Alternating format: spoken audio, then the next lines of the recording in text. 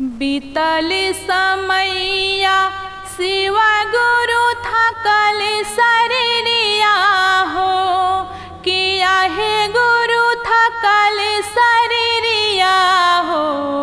ए शिव गुरु नाही कैनी रहू रो भजनवाई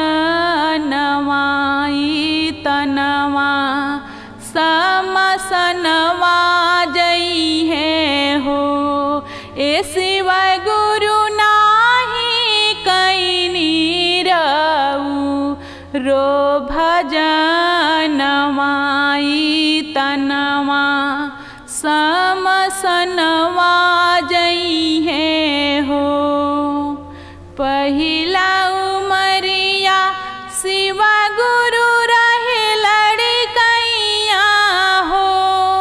ए शिव गुरु रहे लड़कैया हो। ए शिव गुरु खेलात कूदत बीत दीनवा तनवा समसनवा जई है हो। ए शिव गुरु नाही कैनी रहू रो भजनवाई तनवा समसनवा जई है हो। दूसरा उमिरिया शिव गुरु रहल जवानी हो। ए शिव गुरु रहल जवानी हो। ए शिव गुरु मस्ती में लागल मोर मनवाई तनवा समसनवा जई है हो।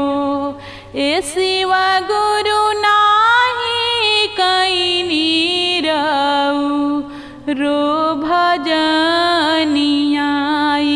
तनवा समसनवा जई है हो। तीसरा उमिरिया शिव गुरु वैली बुढ़रिया हो। ए शिव गुरु वैली बुढ़रिया हो। ए शिव गुरु खाटिए पर बीते ला समैयाई तनवा समसनवा जई है हो। ए शिव गुरु नाही कैनी रहू रो भजनवाई तनवा समसनवा जई है हो।